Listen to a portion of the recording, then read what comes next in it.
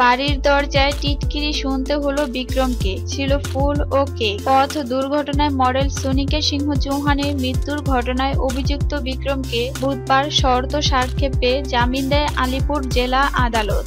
কসবার সুইনহো লেনের বাড়ির দরজা আটকে দাঁড়িয়ে ভয়েসপর বিক্রম ফেসবুক গ্রুপের ভক্তরা। হাতে মালা ফুল, কালো সিডানে চড়ে বৃহস্পতিবার সন্ধ্যায় বাড়ির দরজায় অভিনেতা নামতেই ছুটে গেলেন তারা। তখনই উড়ে আসে আশেপাশের বাসিন্দাদের একাংশের কূটনীতি। মালা নিয়ে দাঁড়িয়ে কেন?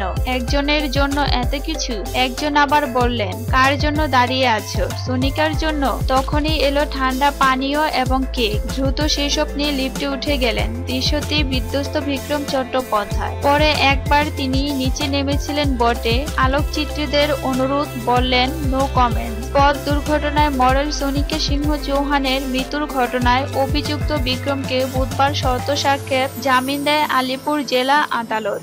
জামিনের শর্ত অনুযায়ী 50,000 টাকার বন্ড ও পাসপোর্ট নিম্ন আদালতে আলিপুর আদালতের মুখ্য বিচার বিভাগীয় ম্যাজিস্ট্রেটের কাছে জমা দিয়ে এদিন সন্ধ্যার 6:48 প্রেসিডেন্সি সংশোধনাগার থেকে মুক্তি পান তিনি। সেখান থেকে বন্ধু অভিনেত্রী ঐন্দ্রিলা সেনের গাড়িতে সুইনহো লেনের বাড়িতে যান বিক্রম। বিক্রমের পরিবার সূত্রের খবর, বাড়িতে ফিরে প্রথমে মায়ের হাতে তৈরি পায়েস খাওয়ানো হয় তাকে। এরপরেই টেবিলে রাখা হয় বিক্রমের পছন্দের চকলেট কেক। এক পারিবারিক বন্ধুর দাবি, কেকের টুকরো বিক্রমকে খাওয়াতে গেলে তিনি বলেন, জেলে ওজন কমে গিয়েছে, অনেক ডায়েট হয়েছে, এখন কেক খাওয়াই যায়। বিক্রমকে এদিন সাদা শার্ট উপহার দেন এক বন্ধু। সেটি পরেই এদিন কেক কেটেছেন অভিনেতা। ঐন্দ্রিলা পরে বলেন, বিক্রমকে আসামিদের সঙ্গে রাখা হয়েছিল, ও সেটা ডিজার্ভ করে না। দেখলাম ওর মাথা চুল পেকে গিয়েছে। বাড়িতে ঢুকেই বলল, কিছু খেতে দেবে, খিদে পেয়েছে,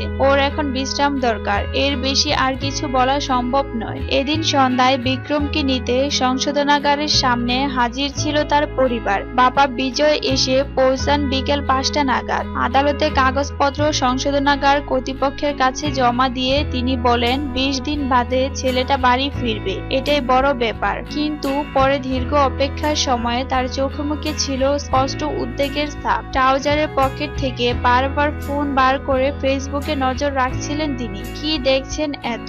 বললেন, যাক, আজ অন্তত ওরা কিছু লেখেনি। কারা? প্রশ্ন করতে বললেন। বিক্রমের জামিনের বিরোধিতা করে জাস্টিস ফর সোনিকা গ্রুপে গতকাল পর্যন্ত লেখালেখি হয়েছে, এখনো কিছু নেই, হয়তো বুঝেছে। সেই সময়ে ছোট মেয়েকে নিয়ে দূরে গাড়িতে বসেছিলেন বিক্রমের মা মল্লিকা। ছেলের জামিনের প্রসঙ্গ তুলতেই বললেন, বিষয়টি আর জটিল হোক চাই না, দয়া করে প্রশ্ন করবেন না, দয়া করে প্রশ্ন করবেন না। এর মধ্যে 4টি গাড়ি এসে পৌঁছায় সংশোধনাগারের সামনে। সেগুলোর মধ্যে একটি কালো সিদান দাঁড় করানো হয় সংশোধনাগারের গেটের সামনে। তাতেই ছিলেন ঐন্দ্রিলা। কাঁধে বাবার হাত। লাল টি শার্ট, কালো ট্রাউজার পরা বিক্রম সংশোধনাগার থেকে বেরিয়ে ওই গাড়িতে উঠে যান। গাড়ি ছুটতে শুরু করে কসবার বাড়ির দিকে।